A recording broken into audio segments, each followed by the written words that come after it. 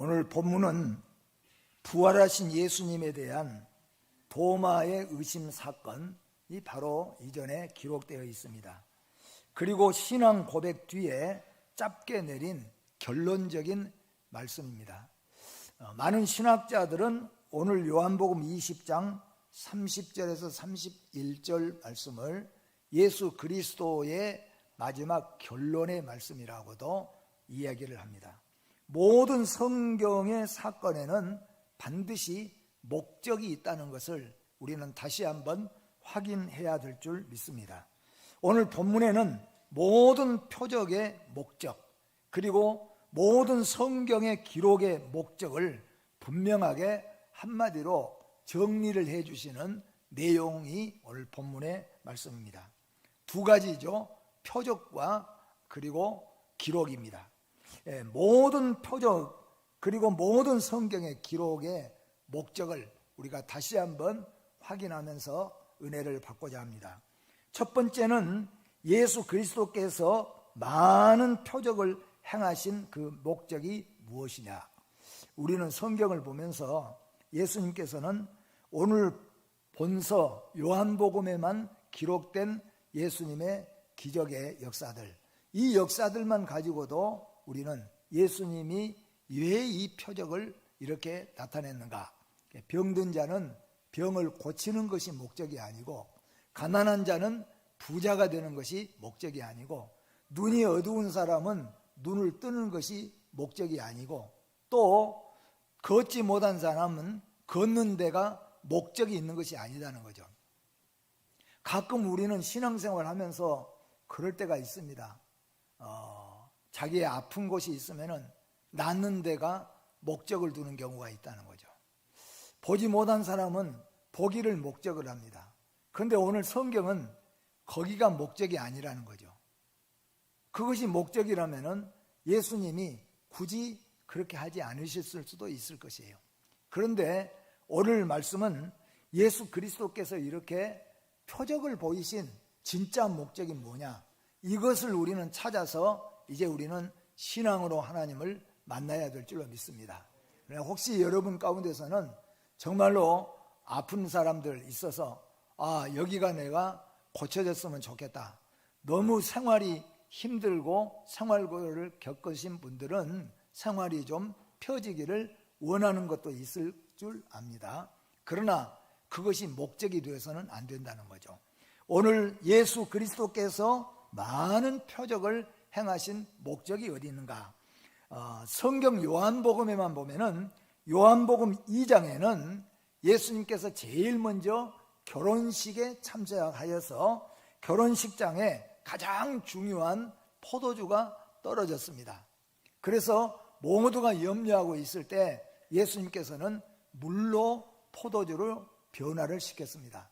그런데 그 중에서도 물로 간신히 포도주를 만들어낸 게 아니라 최상품의 포도주를 만들어내시는 이 표적을 보이셨습니다. 다시 말하면 왜 이 표적을 보였을까?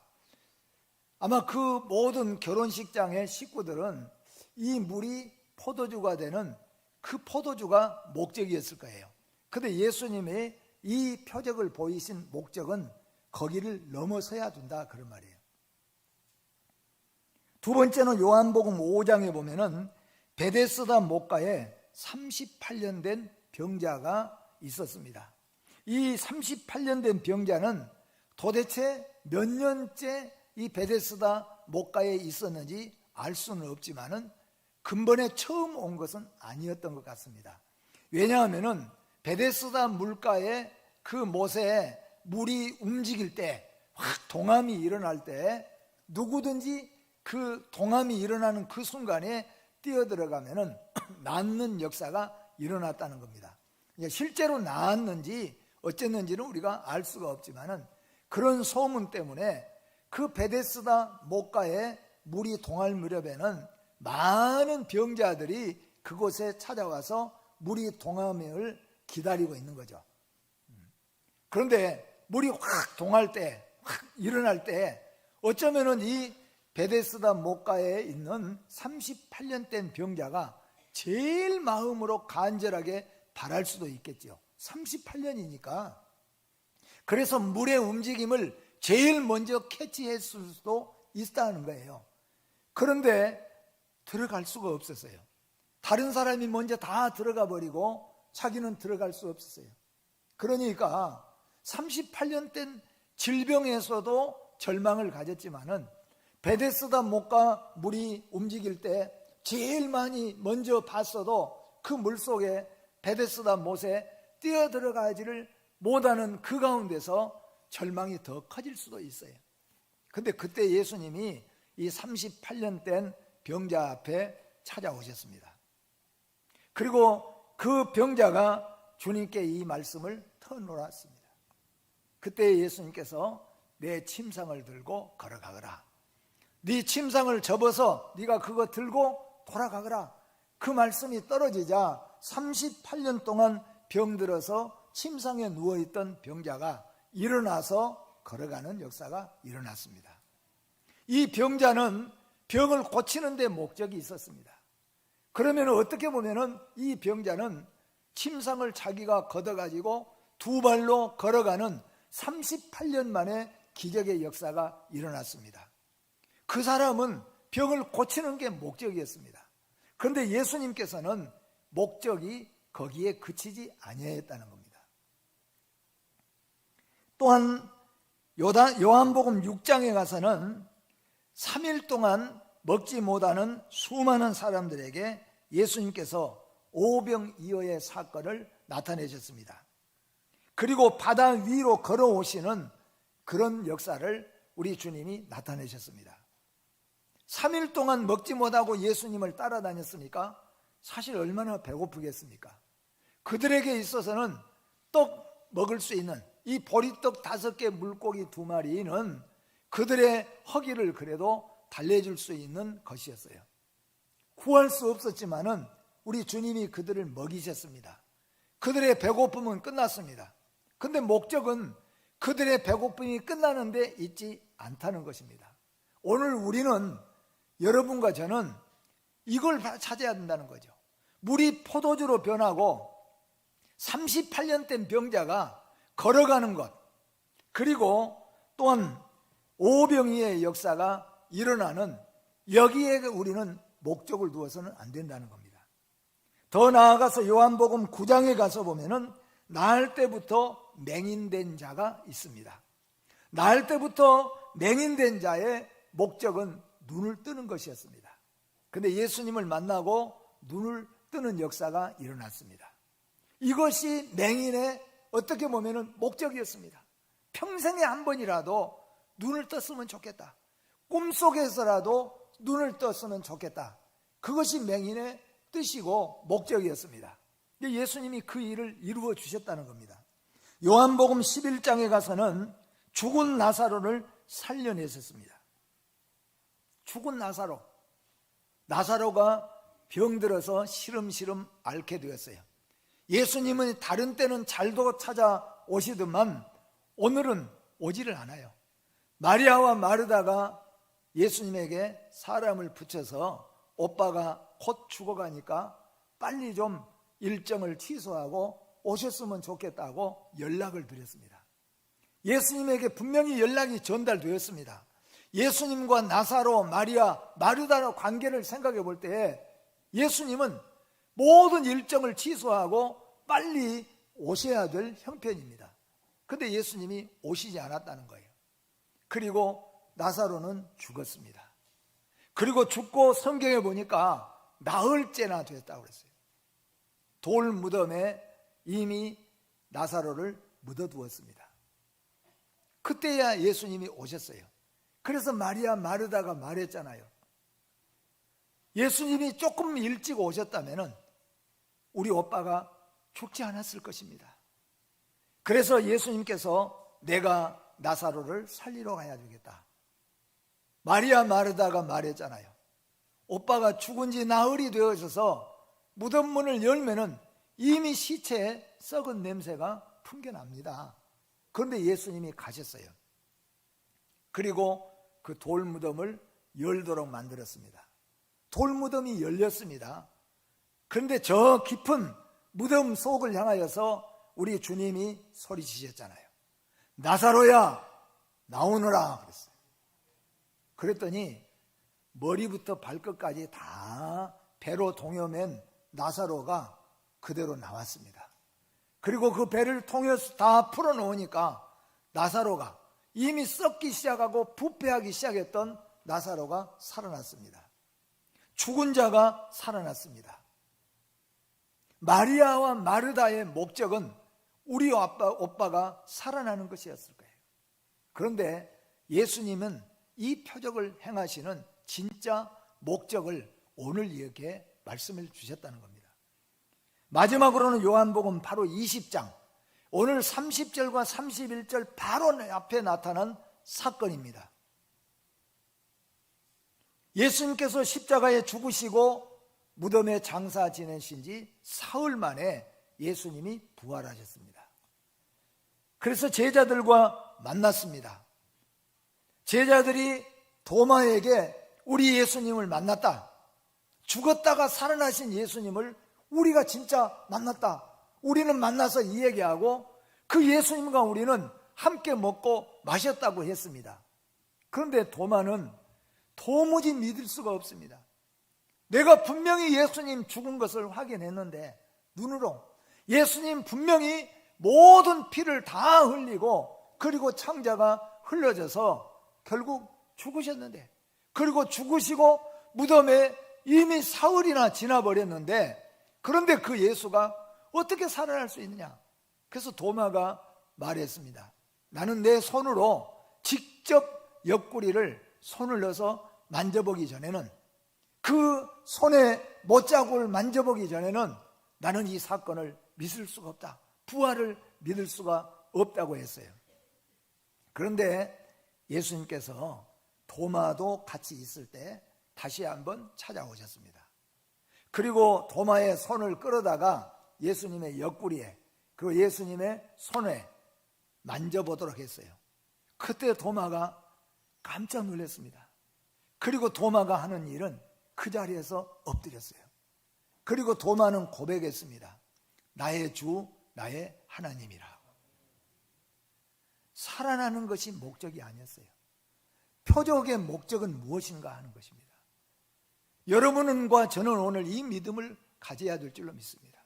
우리의 병이 고쳐지고 우리의 소원이 이루어지고 우리가 꿈꾸던 일들이 우리 앞에서 나타났다고 할지라도, 비록 병든 자가 고침을 받고 죽은 자가 살아났고 가난한 자에게 문제가 다 해결돼서 풀렸다고 할지라도 예수님의 표적은 거기에 멈추는 것이 아니었다는 거예요.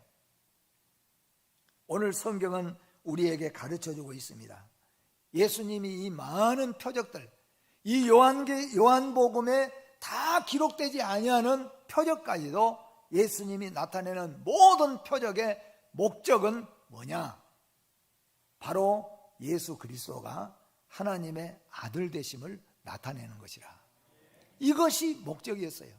그러니까 오늘 유대인들은, 오늘 제자들은 가나 혼인잔치에서 물이 포도주로 된 것을 보고 박수치고 기뻐할 것이 아니라 이분이 바로 하나님의 아들 예수 그리스도, 우리의 구주임을 보아야 된다, 그런 말이에요.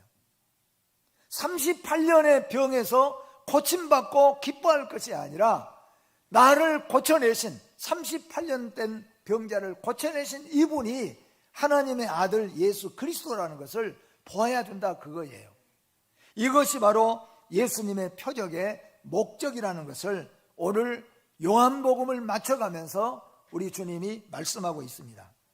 본서에 기록된 표적 외에도 이 많은 표적을 행하신 목적은 예수 그리스도가 하나님의 아들 되심과 하늘에서 내려온 자임을 알고 믿게 하시려고 표적을 행하셨다고 말씀합니다.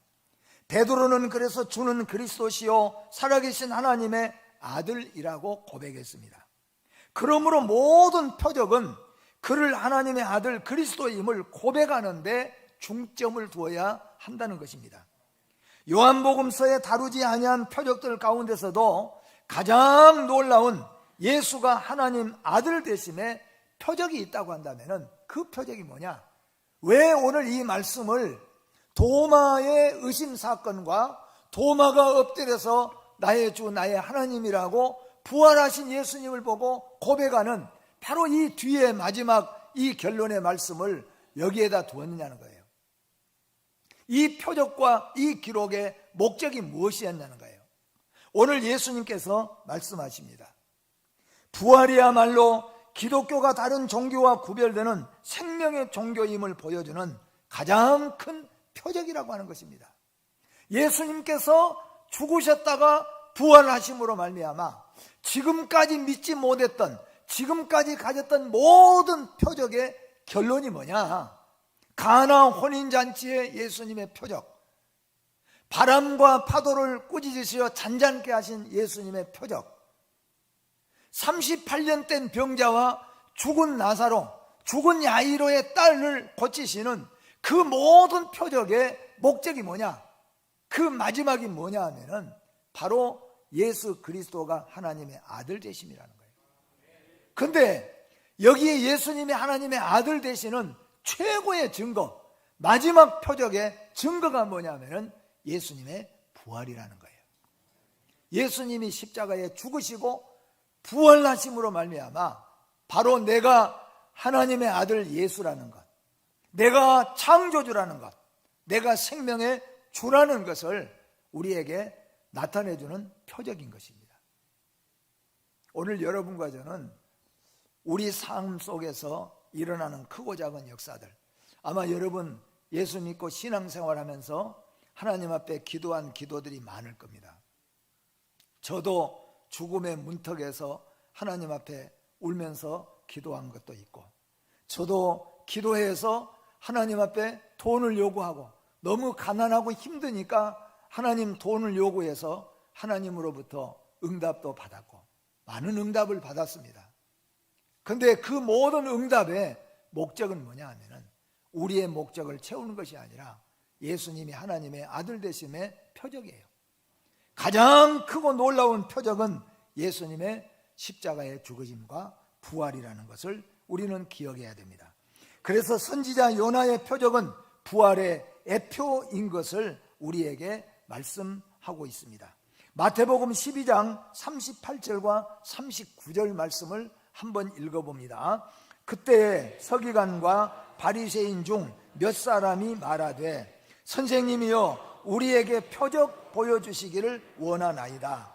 예수께서 대답하여 이르시되 악하고 음란한 세대가 표적을 구하나 선지자 요나의 표적밖에는 보일 표적이 없느니라. 아멘.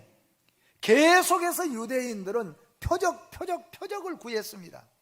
근데 예수님은 지금까지 많은 표적들, 요한복음에 기록되지 아니하는 이 많은 표적들까지 다 표적을 구했지만은 너희가 그 표적을 보면서도 나를 메시아인 것을, 하나님의 아들인 것을 믿지 못하니까 이제 마지막 표적 하나가 있다고 한다면은 바로 이전에 말씀드리는 부활이라는 거예요. 부활.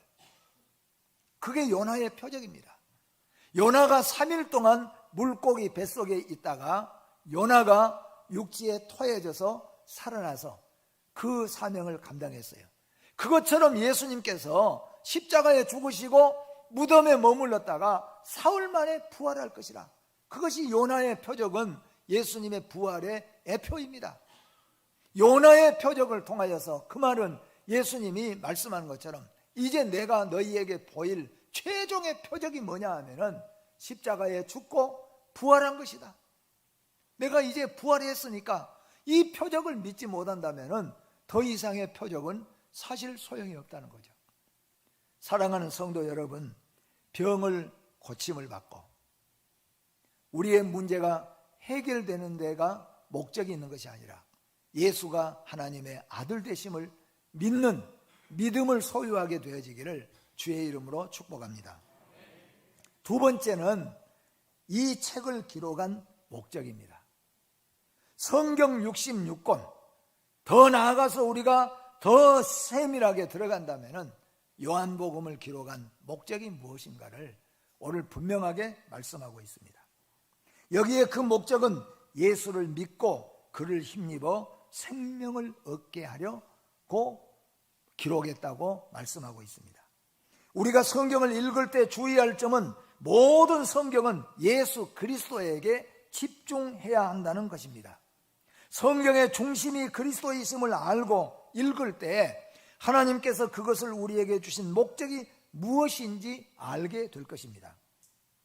성경을 통해서 예수가 우리의 구원자이시며 하나님이심을 발견하는 사람, 도마와 같이 부족했지만 의심했지만은 그 앞에 무릎을 꿇고 진정으로 나의 주, 나의 하나님이라고 고백하는 바로 이 사람이 성경의 기록의 목적을 깨닫는 사람입니다. 축복의 약속들이나 표적 등에만 관심을 기울이는 이들은 가장 중요한 보화를 잃게 될 것입니다. 사랑하는 성도 여러분, 예수께서 이 세상에 오신 목적은 세상을 구원하시기 위함이지 표적을 보여주시고자 함이 아니었다는 것입니다. 그분은 잃어버린 자들을 찾아 구원하기 위해서 오셨고 자기 목숨을 많은 사람을 위한 대속물로 주시고자 이 땅에 오셨다는 것을 목적으로 말씀하고 있습니다. 표적과 오늘 기록, 이 두 가지를 주님은 우리에게 말씀하십니다. 예수님은 수많은 표적을 나타내시고 또한 그것들을 기록하셨다고 말씀하셨습니다. 그 목적은 결국은 예수를 믿게 하시려고, 그리고 예수를 힘입어서 생명을 얻게 하시려고 이 목적을 나타내셨다는 거죠. 그러므로 표적과 기록의 목적은 우리로 하여금 구원 얻어 영생을 얻게 하시는데 목적이 있습니다. 그러므로 표적에만 관심을 두는 것은 어리석거나 부족함이 있다는 것을 우리는 깨달아야 될 것입니다. 오늘 본문의 내용은, 즉 표적과 기록은 첫째로 이미 예수를 믿고 있는 자들은 더 확고한 믿음을 가지게 하시기 위함입니다. 오늘 이 말씀을 주님께서 말씀하신 것은, 표적과 기록을 말씀하신 것은 이미 예수님의 부활을 믿고, 제자들 가운데서는 이미 믿잖아요. 이미 믿는 자들, 그 자들에게는 그 확고한 믿음을 가지고 마지막까지 신앙으로 승리할 수 있도록 하심이라고 하는 것이고, 둘째로는 이 아직 믿지 아니하는 자들에게는 이 표적과 기록을 통하여서 이제는 예수 그리스도를 믿고 영생을 얻게 하시려고. 오늘 이 자리에도 두 가지입니다. 이미 예수님이 십자가에 죽으시고 부활하심을 이미 믿고 있는 자에게 오늘 이 말씀을 주시는 것은 그 믿음을 가지고 확고한 신앙으로 어떤 환난과 고난과 역경 속에서도 예수님의 부활, 천국의 내세를 확실하게 믿고 믿음으로 승리하라고 주시는 내용입니다. 그러나 오늘 교회를 나왔어도 아직도 십자가와 아직도 부활을 믿지 못하는 자들에게는 이 많은 표적을 나타내시고, 그리고 이 말씀을 기록한 목적은 뭐냐 하면은 이제 예수를 믿고, 도마처럼 예수를 믿고 나의 주, 나의 하나님이라고 고백하여서 영생을 선물로 받게 하시려고 오늘 이 표적과 이 말씀을 기록했다고 말씀합니다. 오늘 사랑하는 성도 여러분, 한 사람도 빠짐없이 예수 그리스도를 힘입어서 생명을 얻고 영원한 생명으로 살아가시기를 주의 이름으로 축복합니다. 하나님이 정하신 구원의 방편은 예수를 믿는 것입니다. 오늘 본문에 오직 이것은 이라고 말합니다. 오직 이것은, 이 말은 뭐냐 하면은 예수 그리스도의 부활 사건입니다. 예수 그리스도께서 왜 십자가에 죽으셨습니까? 예수 그리스도께서 왜 부활하셨습니까? 그 이유는 오늘 본문에 말씀하잖아요. 예수가 하나님의 아들 되심을 믿고 우리가 영생을 얻게 하기 위하여서 이 역사를 일으키셨다고 말씀합니다. 예수 그리스도가 부활하신 것은 택한 자들 곧 믿는 자들에게 영생을 주시고자 하심입니다. 그러므로 믿음은 영생입니다. 유대인들은 율법의 소망이 있다고 여겼으나 율법은 우리에게 죄를 깨닫게 하고 우리를 그리스도에게로 인도하는 몽학 선생이 될 뿐이지 아무도 의롭게 하지를 못했다는 겁니다. 더 많은 표적을 보인다고 할지라도 그 표적을 통하여서 예수를 하나님의 아들로 믿지 못한다면, 성경을 읽으면서도 예수를 그리스도로 믿지 못한다면 그 누구도 결코 영생을 얻지를 못한다는 것입니다. 아브라함의 혈통에서 난 것이라든지 유대인의 관습에서 따라서 할례를 받았다는 사실 자체가 구원의 보증은 아닙니다. 오래 예수 믿고 오래 교회에 다녔다고 해서 구원의 보증이 안 된다는 것입니다. 교회에 많은 것을 봉사하고 헌신했다고 할지라도 그것이 구원의 보증이 안 된다는 겁니다. 많은 표적을 가졌다고 할지라도 그것이 구원의 보증도 안 된다는 겁니다.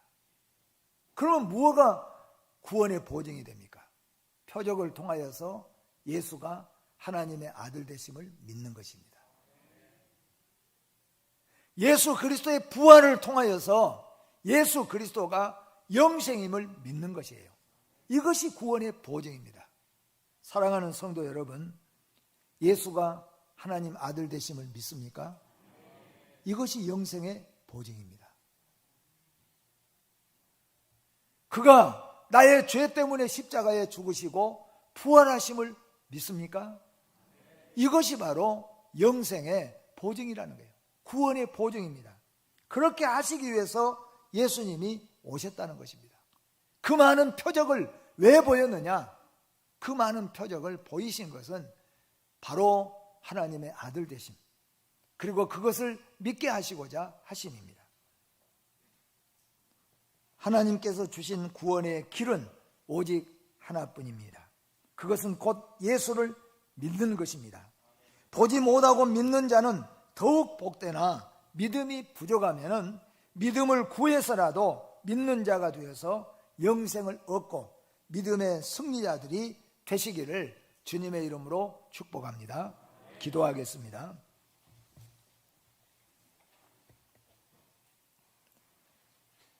우리 주님께서 이 땅에 오셔서 수많은 표적들을 행하시는 것은 우리로 병에서 낫게 하고 우리로 부자가 되게 하고 우리로 눈이 뜨게 되는 여기에 목적이 있는 것이 아니라 예수가 바로 하나님의 아들 되신 것을 나타내시기 위한 데가 목적이 있었고, 예수님께서 십자가에 죽으시고 다시 부활하신 것은 바로 우리가 예수가 하나님 되신 것을 나타내시고자 우리에게 보여준 표적이었고, 모든 성경을 기록한 것은 우리로 하여금 예수를 믿어 영생을 얻게 하는데 목적이 있다고 오늘 우리에게 분명하게 말씀해 주셨습니다.